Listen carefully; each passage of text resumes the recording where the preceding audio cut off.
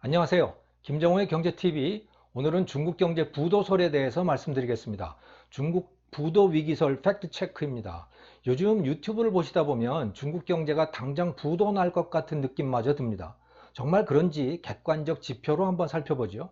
중국 부도 위기설의 근거는 중국 부채가 워낙 많은 데다가 최근 부도 나는 중국 기업들의 숫자가 급등하고 있다는 사실 때문인 거죠.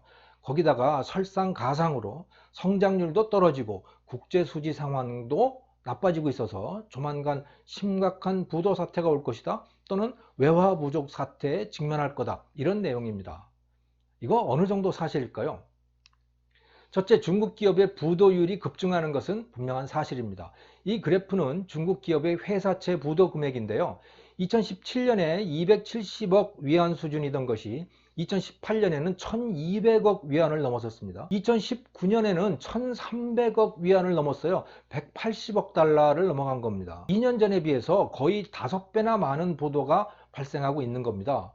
자, 비율로 따지면 어떻게 될까요? 중국 기업 부채가 20조 달러 수준이니까 거기에 180억 달러면 0.09%죠. 0.1%가 안 돼요. 그러니까 전체 규모에 비하면 미미한 수준이긴 하다. 하지만 2017년 이전에 거의 0%였던 거죠, 부도율이. 그것과 비교를 해보면 부도가 충격적으로 늘어난 것이 사실입니다. 중국 부채 문제에 대해서 반드시 알아둬야 할 두 번째 사실은 최근 나타나는 기업 부도의 급증이 중국 경제를 망하게 할 정도는 아니다, 이런 겁니다. 최근 부도의 두드러진 특징은 부도가 민간 기업에 집중되어 있다는 겁니다. 신용평가기관 피치에 따르면 2019년 10월 현재 중국 민간 기업 부도율은 4.5%로 높아졌는데요. 이게 국영기업 부도율과 비교를 해보면요, 엄청나게 높은 거예요. 국영기업은 0.2% 수준입니다. 아까는 제가 0.09%라고 했잖아요. 그거는 금액 기준이고 지금 이것은 기업 숫자를 기준으로 한 그런 비율입니다. 그러니까 중국의 부도 문제는 바로 민간 기업의 문제인 겁니다. 그런데 말입니다, 중국 기업 부채 대부분은 국영 기업에 몰려 있는 거예요. 민간 기업에는 부채라고 하는 것이 그렇게 많지가 않습니다. 왜냐하면 중국의 은행들이 국영 기업에다가만 대출을 해주고 있기 때문인 거죠.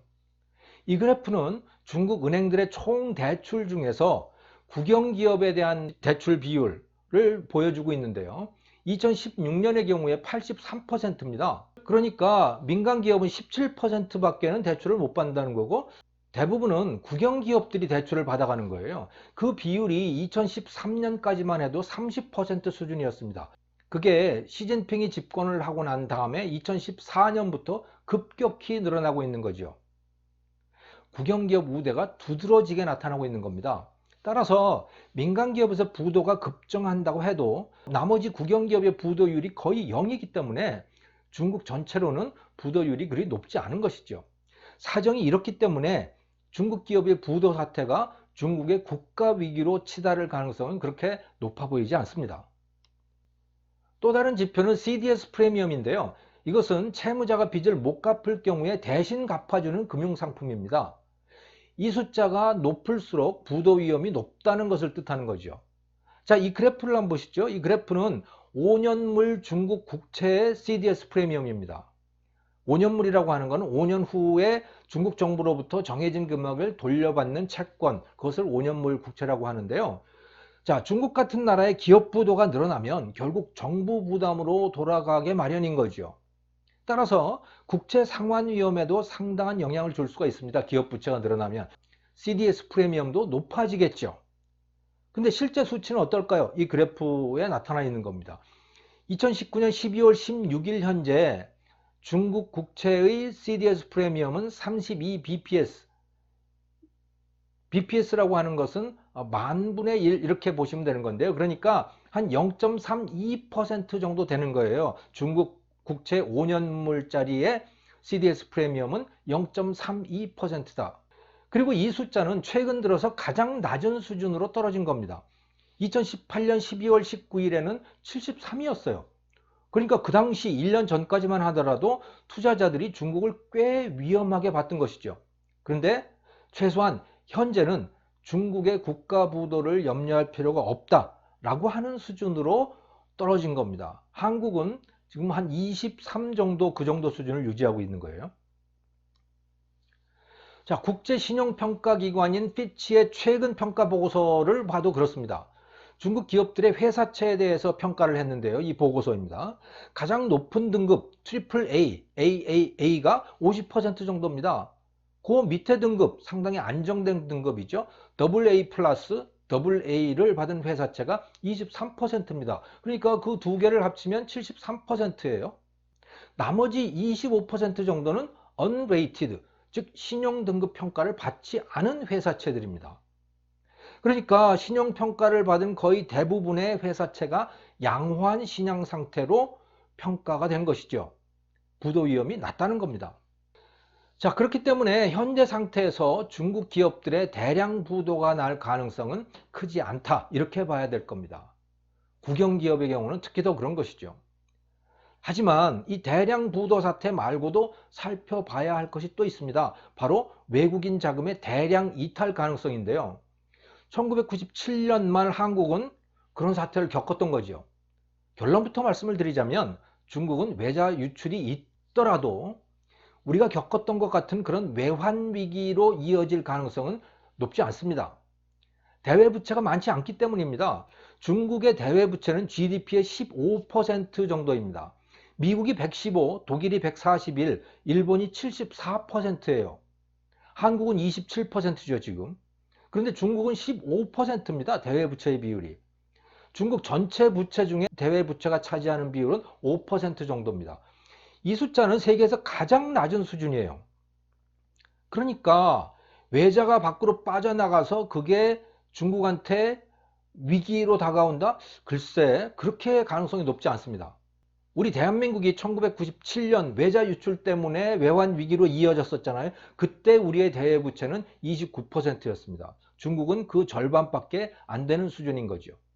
그래서 외자 유출이 되면 환율이 급등을 하겠지만 우리나라처럼 국가 부도 사태에 이를 가능성은 그렇게 높지 않다. 저는 이렇게 봅니다. 중국 부채는 대부분 국내 부채입니다.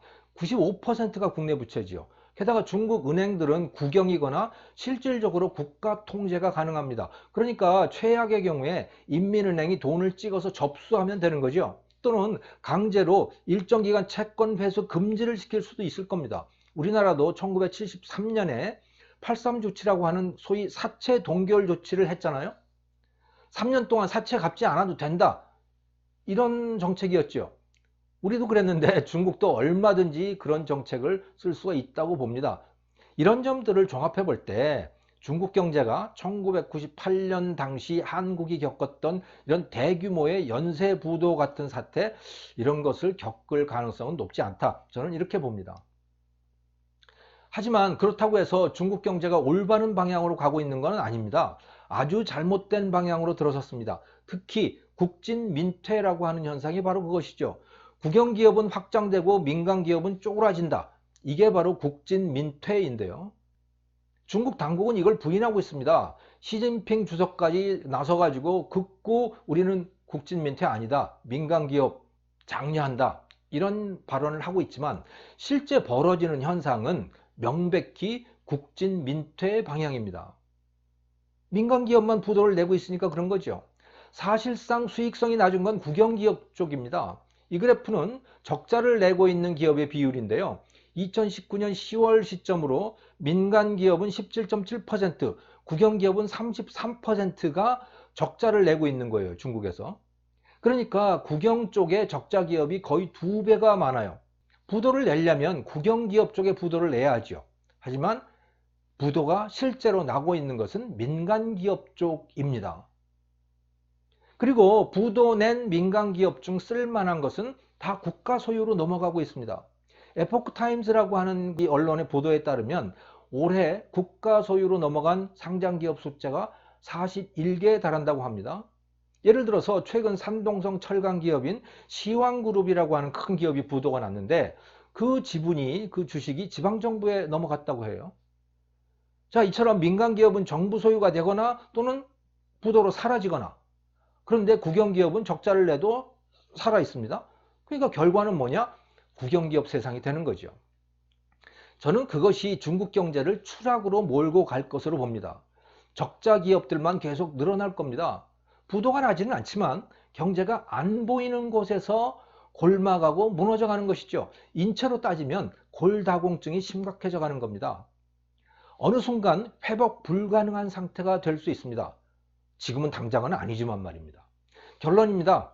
중국 민간 기업들 부도가 많아졌고 2020년에도 그럴 겁니다. 그런데 부채의 대부분을 점하는 국영기업 부도는 잘 안 날 겁니다. 그래서 부도 때문에 나라가 흔들리지는 않을 겁니다. 하지만 민간 기업이 국영기업으로 전환되면서 효율성과 수익성이 떨어져 갈 겁니다. 이게 시간을 두고 중국 경제를 나락으로 몰아갈 겁니다. 국민을 고통스럽게 하겠죠. 과거에 소련이 그랬듯이 말입니다. 김정우의 경제TV, 오늘은 중국 부도 위기설 팩트체크, 그 객관적 데이터에 대해서 알아봤습니다. 감사합니다.